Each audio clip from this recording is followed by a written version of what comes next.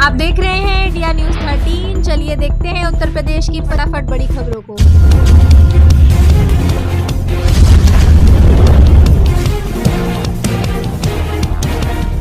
उत्तर प्रदेश में 45,000 होमगार्ड की भर्ती का रास्ता साफ। शासन ने दी मंजूरी। लिखित परीक्षा के बाद बनेगी मेरिट।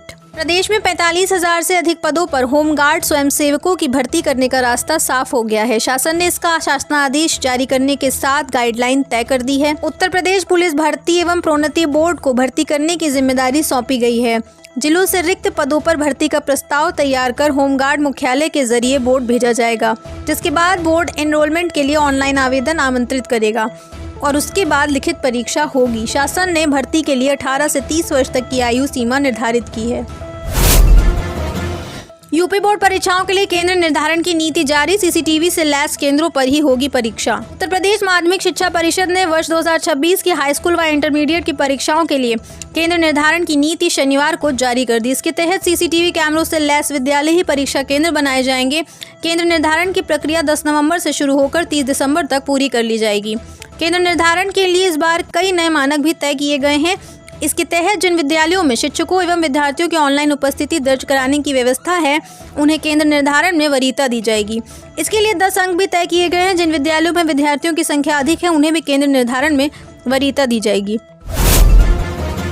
यूपी में 5 से ज्यादा चालान होने पर रद्द होगा गाड़ियों का रजिस्ट्रेशन और लाइसेंस। इन लोगों पर रहेगी कड़ी नजर। उत्तर प्रदेश में यातायात नियमों का उल्लंघन करने वालों के खिलाफ सख्त कार्रवाई की जाएगी। 5 से अधिक चालान होने पर वाहन का रजिस्ट्रेशन और ड्राइवर का लाइसेंस रद्द किया जा सकता है। यह नियम विशेष रूप से व्यावसायिक वाहन चालकों पर लागू होगा। सरकार का उद्देश्य सड़क सुरक्षा को बेहतर बनाना और यातायात नियमों का पालन सुनिश्चित करना है।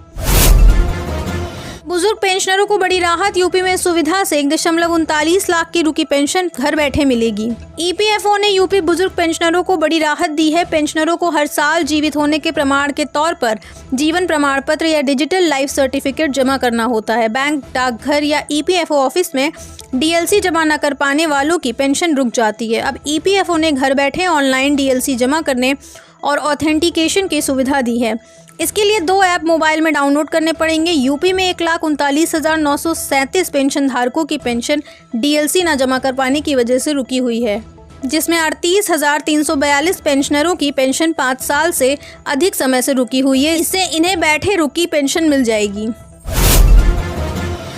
एसआईआर घोषित होते ही मिशन 2027 को लेकर एक्टिव हुई बीजेपी। घर घर पहुंचे प्लान।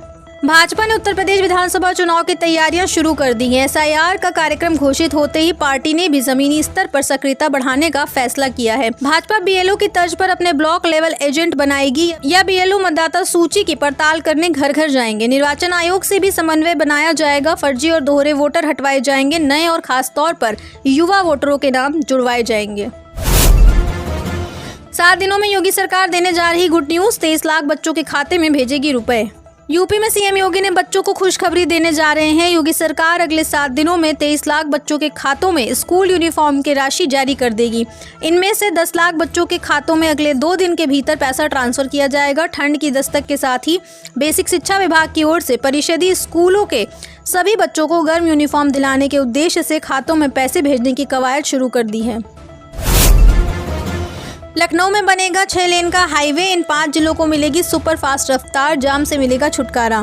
लखनऊ में रोड कनेक्टिविटी आने वाले समय में और बेहतर होने वाली है। यहाँ विज्ञान पथ नाम से सड़क परियोजना की तैयारी है, जिसकी कुल लंबाई 250 किलोमीटर होगी। यह 6 लेन की महत्वपूर्ण सड़क परियोजना है।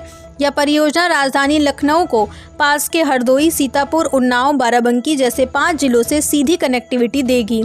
लखनऊ विकास प्राधिकरण की इस मेगा प्रोजेक्ट को एससीआर में शामिल करने की तैयारी है।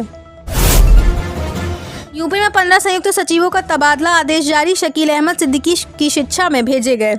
उत्तर प्रदेश सरकार ने सोमवार देर शाम एक बड़े प्रशासनिक फेरबदल के तहत 15 संयुक्त सचिव स्तर के अधिकारियों के तबादला आदेश जारी कर दिए। सचिवालय प्रशासन विभाग द्वारा जारी इस आदेश में सभी अधिकारियों को निर्देश दिया गया है कि वे तत्काल प्रभाव से अपनी नई तैनाती वाले विभागों में कार्यभार ग्रहण करें। यह कदम राज्य सरकार की कार्यप्रणाली को एक और अधिक चुस्त दुरुस्त बनाने तथा विभिन्न विभागों में दक्षता बढ़ाने की दिशा में उठाया गया माना जा रहा है।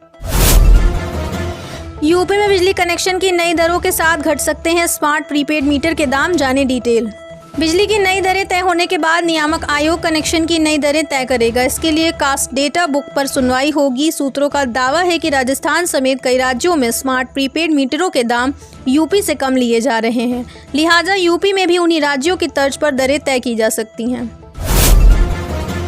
यूपी पंचायत चुनाव से पहले 750 ग्राम पंचायतों में योगी सरकार कराने जा रही यह काम हुआ MOU।